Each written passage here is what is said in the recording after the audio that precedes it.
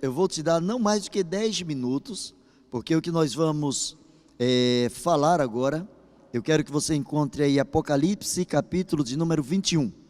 Se porventura você não souber onde está Apocalipse 21, aí você está ruim mesmo de Bíblia, e aí vai ficar difícil de você poder acompanhar. Faz o seguinte, vem de trás para frente da Bíblia e passa só uma página.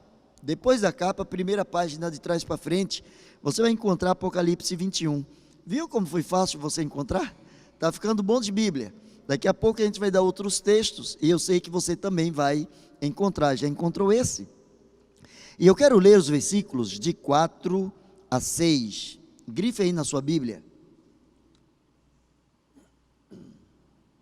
Faz a sua anotação aí particular. Apocalipse 21, de 4 a 6, que diz da seguinte maneira: E Deus enxugará dos olhos deles todas as lágrimas. Não haverá mais morte, nem tristeza, nem choro, nem dor. Aliás, não haverá mais morte, nem tristeza, nem choro, nem dor. As coisas velhas já passaram. Aquele que estava sentado sobre o trono disse: Agora eu faço novas todas as coisas. E também me disse: Escreve isto, pois estas palavras são verdadeiras e merecem confiança. E continuou: Tudo está feito. Eu sou o Alfa e o Ômega, o princípio e o fim. A quem tem sede darei água para beber, de graça, da fonte da água da vida. Eu quero convidar você nesta noite a beber da fonte. Venha beber da fonte. Baixe a sua cabeça, fale com o Senhor e diga: Senhor, eu quero beber da fonte. Eu tenho sede, eu quero beber da água da fonte. Sacia-me, Senhor, em nome de Jesus. Faz essa oração aí onde você está. Pai amado, na autoridade do nome de Jesus, nós colocamos em tuas mãos a vida de cada servo que está falando contigo agora. Cada pessoa, Senhor, que está se dirigindo à tua presença, cada pessoa cujo coração está se abrindo para ti agora, Senhor, vem saciar a nossa sede, para cumprir-se, ó Deus, a tua palavra em nossos corações. Derrama sabedoria, derrama mais do teu Espírito sobre a vida de cada servo que agora está falando contigo. E se há alguém, ó Deus, cujo coração ainda não foi entregue em tuas mãos, cujo coração ainda não declarou o teu Filho como único e suficiente Salvador, que esta seja a noite de salvação, que seja a noite de transformação, pois assim oramos, em nome de Jesus. Amém e amém. Você já experimentou um momento na vida em que você estava com sede, muita sede de alguma coisa, que você estava com muito desejo de fazer uma coisa? Às vezes nós temos sede de água, e às vezes temos sede, simbolicamente, de algumas coisas, de alguns desejos, de algumas situações, de vencermos determinados conceitos na vida, ou subirmos determinados degraus na vida, e nós precisamos a cada dia colocar para dentro de nós algo que possa matar a nossa sede. Tem pessoas que às vezes estão tão sedentas por determinada coisa, que elas ficam como que se estivessem cegas, já não observam mais nada que está ao seu redor, pois o desejo de ter, ou o desejo de ser, o desejo de modificar, ou o desejo de prosseguir em determinado alvo, ou em determinada direção, tem tirado das pessoas a célebre visão das outras coisas, tem tirado das pessoas a capacidade de presenciar, de vivenciar coisas que estão ao seu redor, e que por vezes a cegueira, a vontade de beber, a vontade de sentir-se realizado em determinada área da sua vida é tão grande que as pessoas já não percebem mais nada. Às vezes encontramos pessoas que têm sede de um acalento ou de um acalanto, pessoas que querem ter as suas dores minimizadas, pessoas que precisam de carinho, pessoas que precisam de uma palavra, pessoas que precisam de cura. Há pessoas que estão chorando em determinadas circunstâncias, em determinadas situações na vida. Há pessoas que estão chorando constantemente, pessoas que estão tendo necessidade de vivenciarem outras esferas, outras oportunidades, pessoas que querem conviver com determinadas situações diferenciadas, e quando se sentem tolhidas, limitadas, são pessoas que precisam, que carecem, pessoas que estão sedentas e que precisam de alguma coisa que possa matar a sua sede. Ora, quando nós estamos com sede física, nada melhor para matar a sede do que a água. Por vezes nós podemos tomar outros líquidos, refrigerantes, sucos, ou determinados outros líquidos, ou substâncias pastosas, mas o que geralmente mata a água, o que mata a sede, é a água. Aquilo que nos leva a matar a sede, quando nós temos sede, primeira coisa que nós pensamos é em beber água. Não tem como ser diferente. Por esses dias, nós tivemos aqui na cidade a temperatura bem mais elevada, e algumas pessoas começaram a sentir muito calor, e esse muito calor foi proveniente da mudança de temperatura, e é natural que as pessoas procurem se hidratar, as pessoas procurem absorver um pouco mais de água, porque elas estão com sede. E quando nós bebemos a água de que temos necessidade, os nossos conceitos começam a mudar. Quando você está com muita sede, a sua palavra, a forma que você tem de se dirigir às demais pessoas é: eu estou com sede.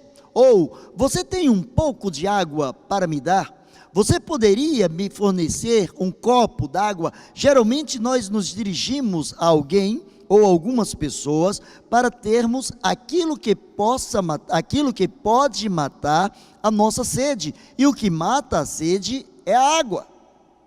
E em algumas outras esferas da vida, por vezes nós temos determinadas sedes, e essas sedes, elas precisam ser saciadas de acordo com a grande necessidade que estamos vivendo. Precisamos ter exatamente aquilo de que temos necessidade, para que a nossa sede, ela seja suprida. A palavra do Senhor diz assim: Ele enxugará dos olhos todas as lágrimas, não haverá mais morte, nem tristeza, nem choro, nem dor. As coisas velhas já passaram. A palavra de Deus está falando aqui de um tempo futuro. A palavra de Deus está falando aqui sobre a vida no novo céu. A palavra de Deus está falando aqui da vida da nova terra. A palavra de Deus revelada a João estava falando de coisas futuras, estava falando de coisas que a igreja vai vivenciar, de coisas que somente aqueles que chegarem à presença do Senhor, aqueles cujas vestimentas espirituais forem lavadas no sangue do Cordeiro, aqueles que forem lavados no poder do sangue de Jesus Cristo, esses sim poderão vislumbrar, poderão contemplar a grandeza de Deus, poderão ter a sua sede saciada na presença do Senhor. Mas a palavra de Deus diz que Jesus veio a João na ilha de Pátimos, e Jesus fala para João: olha, escreve, porque eu faço nova todas as coisas. Eu comecei dizendo a você que quando nós estamos com sede, depois que bebemos água, o nosso discurso ele muda. Depois de absorver a água, você não diz mais tenho sede. Você diz agora estou satisfeito. Se bebeu o suficiente, você já não diz mais tenho sede. Geralmente você agradece a pessoa, você fala um muito obrigado, porque você saciou a minha sede. O que a palavra de Deus está focando nesta noite é que aquele que estava sentado sobre o trono disse: agora eu faço nova todas as coisas. agora eu estou dando a vocês a oportunidade de visualizarem algo diferente na vida de vocês. Aquele que tem sede, aquele que tem necessidade da presença do Senhor, essa necessidade, essa sede, só pode ser saciada, só pode ser cumprida, só pode ser cessada, se na presença do Senhor. Não adianta você que tem sede de Deus, sede da vontade de Deus, sede de um relacionamento sadio com Deus, não adianta você preencher com religiosidade a sua vida. A presença de Deus é muito mais que religiosidade, e religiosidade está voltada para as coisas que automaticamente nós fazemos, porque aprendemos dentro de uma religião, algo como que mecânico, sem nenhum fundamento, sem nenhuma inspiração. A palavra do Senhor diz: eis que faço novas todas as coisas. Qual é a sua sede? Qual é o seu desejo? Qual é a sua grande necessidade? A palavra de Deus diz: eis que faço novas todas as coisas. Por exemplo, alguém que está enfermo, qual é a sua grande aspiração? Qual é a sua grande sede? Saúde. Alguém que está envolvido com dívidas, qual é a sua grande sede? Poder quitar as suas dívidas, sair das suas dívidas, assumir os seus compromissos. Alguém que de repente está passando por um momento de solidão, pessoas que estão se sentindo abandonadas, qual é a sua grande sede? O desejo de terem alguém junto a elas, o desejo de terem alguém que possa lhes corresponder às necessidades. Alguém que está desempregado, a sua grande sede, a sua grande aspiração, o seu grande desejo é exatamente um trabalho digno, claro, para aqueles que gostam de trabalhar. Aqueles que porventura já não têm mais nenhum tipo de esperança, qual é a sua grande sede? Sair de cena, sair da vida, morrer, como se morrer fosse o final de todas as coisas, como se a morte pudesse trazer alívio para os seus sofrimentos, como se a morte fosse o cessar de todas as coisas. Aquele que está sentado sobre o trono, ele diz: eu faço novas todas as coisas. E a primeira coisa que ele faz nova em nossas vidas é a nossa mudança de mentalidade. Quando nós bebemos dessa água, a nossa mente ela é mudada, nós começamos a pensar não mais com as nossas aspirações próprias, mas começamos a pensar de acordo com o foco, de acordo com a vontade do Senhor. Nós voltamos-nos para aquele que tem a melhor solução para as nossas vidas em toda e qualquer circunstância. A palavra do Senhor diz que aquele que estava sentado sobre o trono, e quem é que está sentado sobre o trono? Não é um anjo, não é simplesmente um ser de luz, não é um profeta. Aquele que está sentado sobre o trono é o Rei dos Reis. Trono é lugar dos reis. A palavra do Senhor está dizendo: o Rei dos Reis, o Senhor dos Senhores, disse: eu tenho condições de fazer novas todas as coisas. Talvez você em algum momento na sua vida, você já pensou em desistir, em jogar a toalha, chutar o balde, fazer determinada coisa ou tomar determinado comportamento que em sã consciência, em momentos de calmaria, você jamais faria. Mas às vezes o peso, a sede é tão grande, a necessidade é tão grande, que às vezes as pessoas não param para equilatar, para avaliar se porventura aquela decisão que elas estão tomando é a melhor solução para a sua vida naquele instante, naquele momento. Elas não se preocupam por vezes com aquilo que há de vir, não se preocupam com o pós-resolução daquela situação.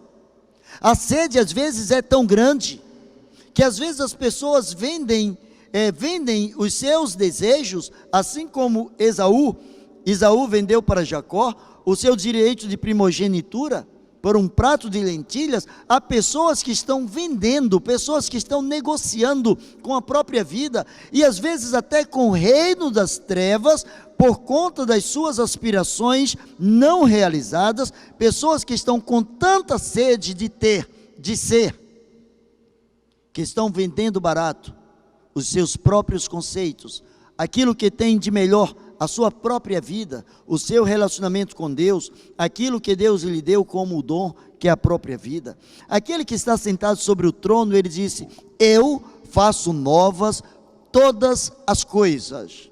Ora, se ele diz que faz novas todas as coisas, significa que até as coisas que são velhas, não só as coisas recentes ele pode mudar, mas ele pode mudar as coisas velhas. Ele pode mudar as coisas antigas. Algumas pessoas se sentem tão limitadas, trazem sobre si a síndrome da Gabriela. Eu nasci assim, eu cresci assim, eu vou morrer assim. Ou dizem, durante toda a minha vida sempre foi assim, nunca veio para a minha vida nada de mão beijada, as coisas para mim sempre foram difíceis. Ora, se todas as coisas na sua vida foram difíceis e você está vivo até hoje, você precisa reconhecer que Deus fez nova alguma coisa dentro de você. Você não está reconhecendo que se você chegou até agora, debaixo e sob tantas dificuldades, acima de tudo, você é muito mais que um mortal, um simples mortal. Por vezes, você está contando para você uma historinha, aquela historinha de eu não aguento mais, eu não suporto mais.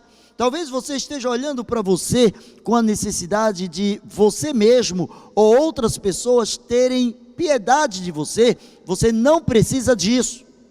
Você não precisa da piedade de ninguém. Você precisa ir àquele que está sentado sobre o trono e dizer: eu quero que as coisas sejam feitas novas dentro da minha vida.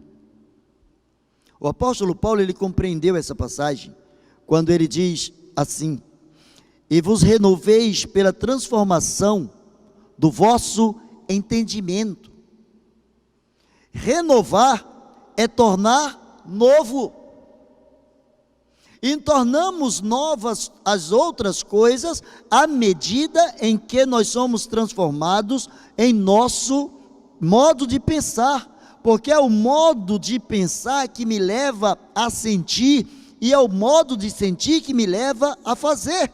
Eu sou aquilo que eu penso, você é aquilo que você pensa. Se você pensa que você é um fracassado, você sempre vai agir como alguém que é fracassado. Se você sabe, se você tem consciência, se você pensa que você é um filho de Deus, se você pensa que aquele que está sentado sobre o trono, ele é capaz de fazer sobre sua vida e na sua vida todas as coisas novas, você é alguém que já foi renovado no seu entendimento, coisas diferenciadas começaram a acontecer dentro da sua mente. O que estava sentado sobre o trono, o próprio Jesus, o Senhor dos senhores, o Rei dos reis, ele diz: olha, João, escreve essas palavras, porque essas palavras são verdadeiras e merecem confiança. Claro, se está na palavra de Deus, ela é confiável. Mas vê a ênfase que o próprio Jesus fala para João: escreve, porque essas palavras são verdadeiras e merecem confiança. O que João deveria escrever? João deveria escrever que ele, Jesus, é capaz de fazer novas todas as coisas, não só as coisas fáceis. Sabe aquela coisa que você chama de impossível? Ele é capaz de mudar, sim senhor. Sabe aquela coisa que com orgulho você bate no peito e diz: eu nunca vou mudar, esse é meu modo de pensar? Ele pode fazer nova todas as coisas e pode te levar a pensar de uma forma diferente. Não são poucos os casos em que nós encontramos pessoas, principalmente em um tempo mais remoto, nós encontramos relatos de algumas meninas que porventura engravidaram, e quando seus pais souberam que tais meninas ou suas filhas estavam grávidas, quantos pais tiveram uma sensação de repulsa? Sabemos de relatos de algumas meninas que foram colocadas para fora de casa. Outras não foram bem aceitas pelos seus pais. Eu não estou defendendo aqui o erro da menina. Não estou dizendo que o que ela fez foi certo. Eu estou levando você a pensar em cima da forma de pensar do pai. A filha errou, ela precisa sair. O filho errou, ele precisa sair. Ou seja, eu não posso conviver com quem pensa de uma forma diferente, eu não posso conviver com quem vai trazer problemas para mim. Como na linguagem de alguns, para quem sujou a minha honra. Toda glória, toda honra pertencem ao Senhor. E às vezes nós fazemos questão por aquilo que nós chamamos de nossa honra. E é interessante que por vezes, depois que nasce o neto, aí os pais, no caso os avós, começam a mudar o relacionamento agora com aquela filha. Porque a presença do neto representou uma vida, trouxe uma nova dimensão, trouxe uma nova esfera, trouxe uma nova experiência, trouxe algo que o avô ainda não conhecia, que o pai daquela menina que engravidou não conhecia.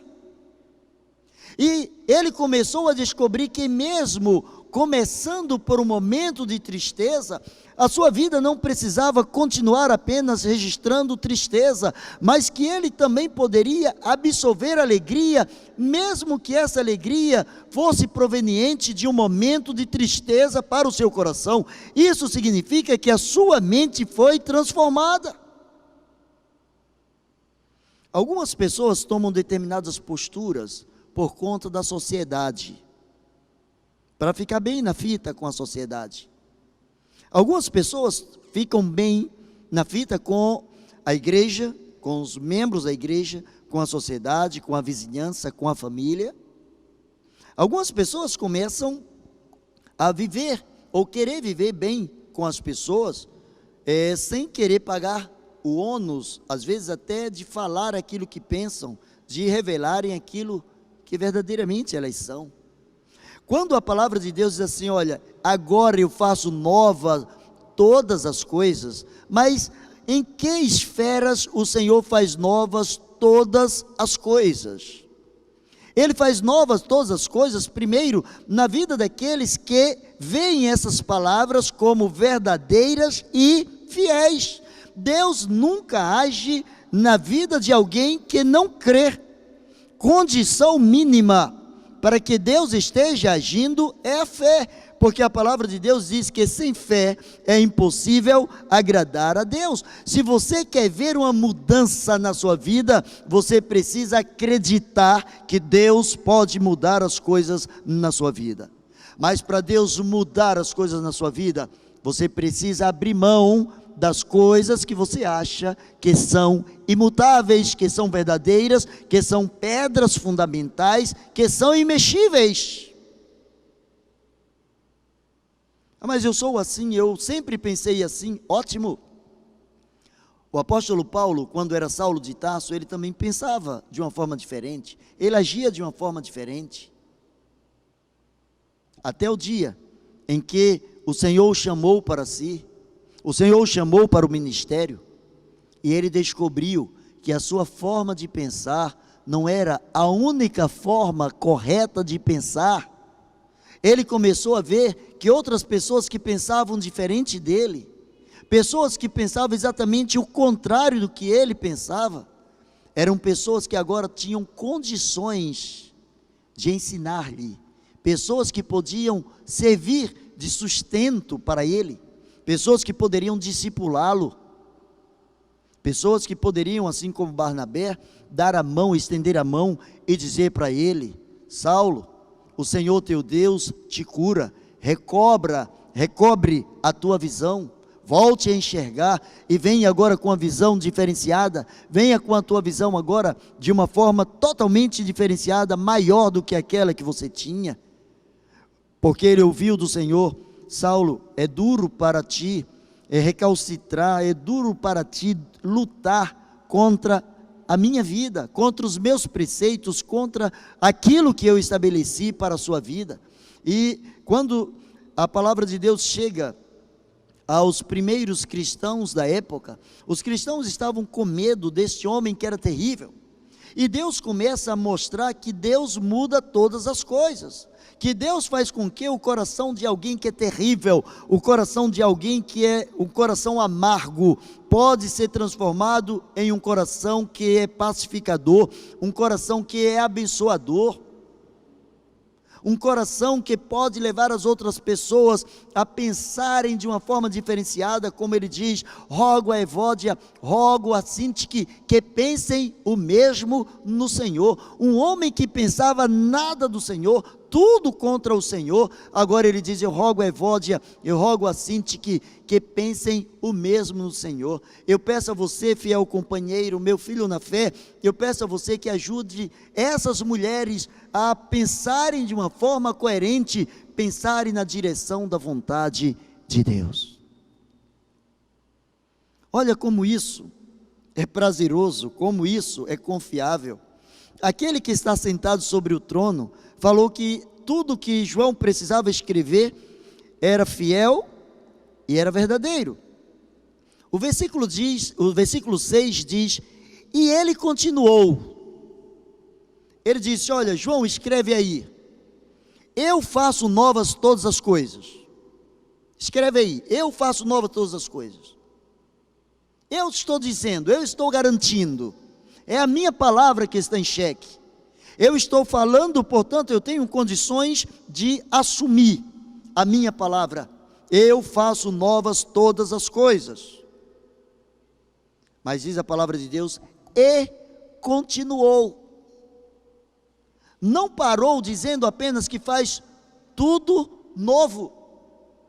Observe o versículo de número 6, se você está acompanhando aí na sua Bíblia, observe o que diz o versículo de número 6, tudo está feito. Eu faço novas todas as coisas, sabe por quê? Porque tudo já está feito. Jesus estava dizendo: eu não serei Deus daqui em diante, eu sou Deus. O meu poder não vai se revelar apenas daqui em diante.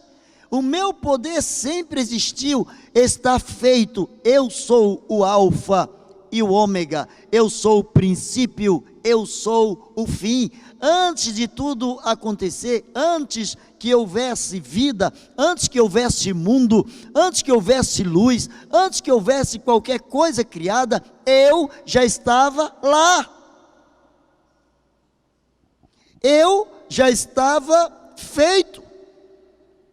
E quando todas as coisas terminarem aqui nesse mundo, quando todas as coisas passarem, haverá um dia em que Jesus vai voltar, Jesus vai buscar a sua igreja, Jesus vai arrebatar a sua igreja, a igreja vai morar com o Senhor para sempre, vai estar na presença do Senhor, glorificando o nome do Senhor. Mesmo depois do fim de tudo, Ele continuará fazendo nova todas as coisas. Sabe por quê? Quando ele diz assim: escreve, porque essas palavras são fiéis e verdadeiras, porque não são palavras de um homem, é a palavra do próprio Deus, e Deus não pode mentir na sua palavra, porque a sua palavra diz que Ele não é homem para mentir. A sua palavra sempre será cumprida. Tudo o que Ele falar, Ele vai cumprir. O que Ele prometer, Ele vai cumprir. O que Ele não prometer, Ele não vai cumprir. Ele vela pela sua palavra. Escreve: eu faço nova todas as coisas. Não apenas tenho o poder de fazer futuramente, não apenas farei, mas eu sempre estou no tempo presente. Eu sou aquele que faço novas todas as coisas. Sabe por quê? Aquilo que está acontecendo nos seus dias atuais, eu já conhecia antes de você nascer. E aquilo que está acontecendo nos seus dias atuais, eu já sei qual é o desfecho disso lá na frente, quando a sua vida acabar. Ele estava dizendo: eu conheço toda a sua história. Eu conheço antes de você nascer e conheço até depois que você morrer. Eu estou fora de uma circunstância chamada de tempo. Eu estou fora da temporalidade. Eu sou atemporal, eu sou o princípio e o fim. A mente humana tem dificuldade de entender isso, porque nós aprendemos que nós nascemos, crescemos e morremos. Então nós temos um princípio, um meio e um fim. Jesus não, ele diz: eu sou o alfa e o ômega, eu sou o princípio e o fim. Ele diz assim: eu sou eterno, de eternidade a eternidade, diz a palavra de Deus, de eternidade a eternidade, tu és Deus. Ele é Deus. Ele pode mudar todas as coisas na sua vida. Ele pode mudar os seus medos interiores. Ele pode mudar a sua arrogância. Ele pode mudar o seu modo de pensar. Quantas vezes encontramos pessoas que dizem: se Deus quer diferente, que Ele mude meu... Faz esse desafio com Deus. Diga para Deus: Deus, se você quer diferente, muda meu modo de agir. Agora faça segundo a luz da palavra de Deus, faz a luz da palavra de Deus. E qual é? E como é que se agrada, seja alguém que se deleita na vontade de Deus. Se você conhece a palavra do Senhor, lembre-se do Salmo 1 que diz: antes tem o seu prazer na lei do Senhor, e na sua lei medita de dia e de noite. Se você medita na lei do Senhor, Ele pode fazer todas as coisas novas na sua vida. Mas se a lei que está dentro de você é a sua lei, você precisa aprender que Ele, que é o primeiro e o último, o início e o fim, o alfa e o ômega, o A e o Z, Ele é capaz de mudar à medida em que você colocar nas mãos dele a sua confiança, porque sem fé é impossível agradar a Deus. E ele diz assim, olha, e continuou, quem está falando isso é aquele que diz, olha, tudo está feito. Dentre algumas palavras que Jesus falou na cruz, uma das palavras que ele dirigiu ao Pai foi: está consumado, está feito. Não existe a mínima possibilidade de existir a mínima necessidade de fazer-se algo a mais para salvar o homem, a não ser o meu sacrifício na cruz do Calvário. Está selado, está consumado. Acabou.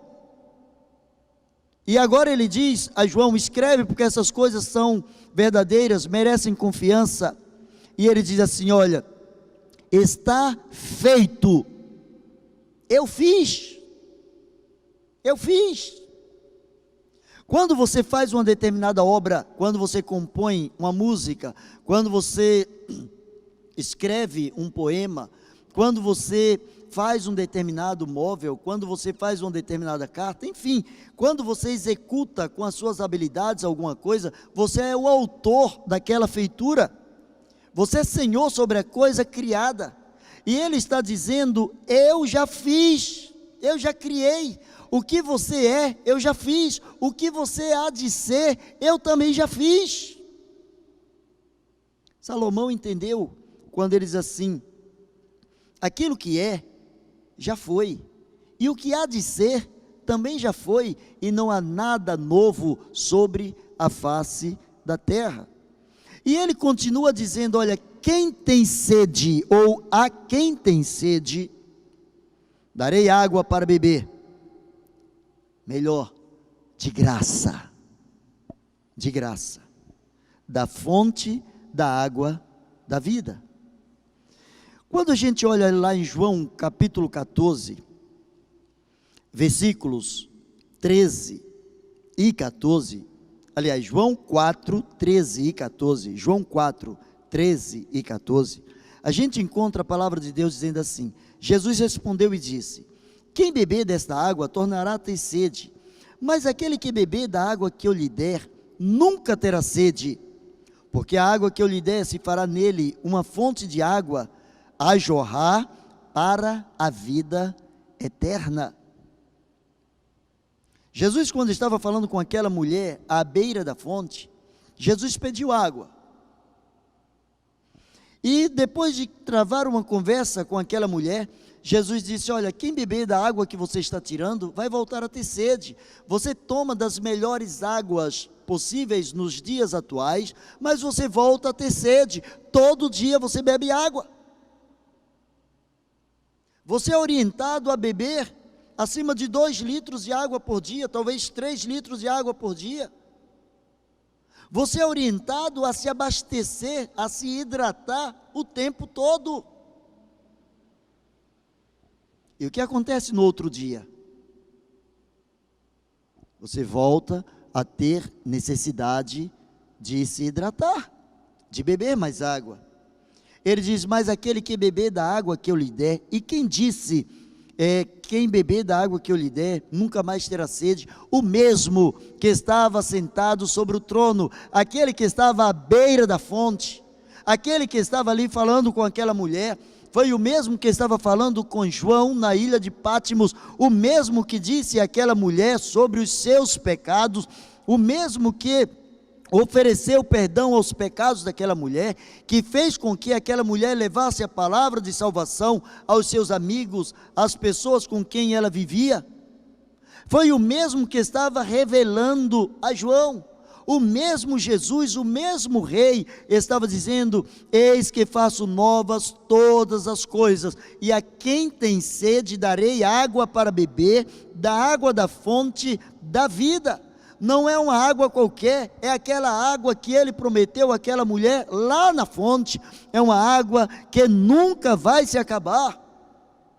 Tem pessoas que estão com sede de vingança, em várias áreas da vida. E as pessoas que estão com sede de vingança, quando elas sentem os seus lábios, figurativamente falando, elas só sentem o sabor da vingança. Você já percebeu que quando você está em um ambiente que tem alguém que você não gostaria de ver essa pessoa, ou que essa pessoa te visse, você vai fazer de tudo para essa pessoa não ver você, mas os seus olhos vão o tempo todo procurar essa pessoa? Por exemplo, você está em um restaurante e de repente tem alguém que você não gosta sentado do outro lado, numa outra mesa, e você faz um esforço tremendo para que os seus olhos não procurem aquela pessoa. Sabe por quê? Que aquela pessoa te incomoda.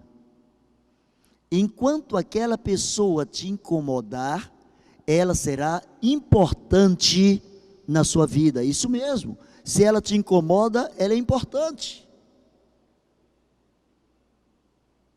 Quantos bilhões de pessoas existem no mundo? Tenho certeza que você não se importa com todas elas. Tenho certeza que quando você está no ônibus, num trem, no metrô, num barco, no aerobarco, no avião, tem tantas outras pessoas ali, e você não se incomoda de estar com os desconhecidos ali. Mas quando você conhece alguém, e você conhece a história de alguém, e quando a sua história se junta à história de alguém, e quando essa história trouxe ranhuras para você, quando trouxe um desalento, um descontentamento para você, a presença daquela pessoa te incomoda. Mas veja o que diz a palavra de Deus: a quem tem sede darei água para beber de graça, da fonte da água da vida. Ou seja, se a sua sede é uma sede de vingança, a única coisa que vai saciar a sua alma é a vingança. E depois que você se vingar, o que é que você vai fazer? Por exemplo, alguém que de repente teve um ente querido assassinado, a dor é grande, a incompreensão na mente humana é tremenda. Mas o fato de ir lá e eliminar o agressor, o assassino, vai trazer o seu ente querido de volta? Se a resposta for não, essa sua sede não pode ser saciada. Às vezes até por uma questão de birra. Às vezes as pessoas se posicionam em determinadas circunstâncias, só como quer dizer, já que não saiu do meu jeito, não sai do seu. Se não dá para mim, também não dá para você. Se eu tomo prejuízo, você também toma prejuízo. E qual é o lucro que você tem quando alguém toma prejuízo? Qual é o lucro que você tem quando alguém toma prejuízo, ainda que esse alguém seja o seu inimigo? Ainda que esse alguém seja o seu inimigo, qual é o lucro que você tem? A sensação de saber que aquilo que ele me fez, o sol que nasce para mim, também nasce para ele, a dor que nasceu para mim, também nasceu para ele, tá? E depois disso? E depois disso? Depois que você se vingar, ninguém mais vai te ferir na vida? Daí em diante, você vai se tornar envolvido numa bola de cristal, onde todos te respeitarão, onde ninguém mais vai te alfinetar, onde ninguém mais vai te alvejar? Você se tornou agora intocável? Se a resposta for não, a sua sede não pode ser saciada dessa forma. Mas eu quero concluir. Aquele que estava sentado sobre o trono, e somente ele tem autoridade de dizer: faço nova todas as coisas. Eu já fiz, está tudo feito. Eu sou o início e o fim. Eu tenho água para saciar a sua sede. Venha beber. Venha beber dessa água. Venha beber dessa água. Essa água chamada Jesus, ela sim tem poder de saciar a sua sede em todas as esferas possíveis. Em nenhum outro, diz a palavra de Deus, Atos 4:12, em nenhum outro há salvação, porque também debaixo dos céus nenhum outro nome há dado entre os homens, pelo qual importa que sejamos salvos. Só Jesus Cristo salva. E salvação é um termo muito amplo. Vai da retirada do ser humano do reino das trevas para a sua maravilhosa luz por toda a eternidade, a sensação de livramento, a sensação de retirada de algumas circunstâncias, de determinados momentos, de determinadas situações na vida. Nenhum outro há entre os homens, ou dentre os homens, nenhum outro nome há dado entre os homens, pelo qual devamos ser salvos. A quem tem sede, darei água para beber, de graça, da fonte da água da vida. Eu quero convidar você a beber desta água nessa noite. Quero convidar você a se derramar diante do Senhor. Se porventura você tem um vasilhame cheio de água e água suja, vai levar muito tempo para você colocar água limpa, e essa água limpa tirar toda aquela água suja. A forma melhor de fazer é pegar aquela água suja e jogar fora.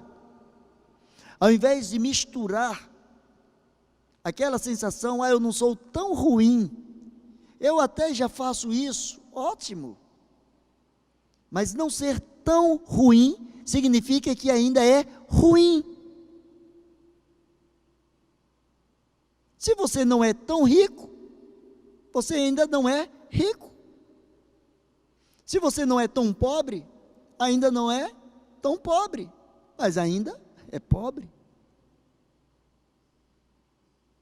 Se você jogar água suja fora, ele tem fonte da água da vida para você. Deixa eu orar pela sua vida.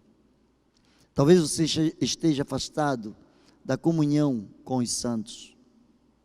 Talvez alguma coisa, algumas pessoas te maltrataram, te feriram, e você ficou cego e perdeu a visão daquele que um dia lavou a sua vida, lavou a sua alma, lavou o seu coração. E atentando no erro das pessoas, você deixou de ser quem você era. Talvez você já disse para você, a partir de agora eu vou mudar. Se for para melhor, vai em frente.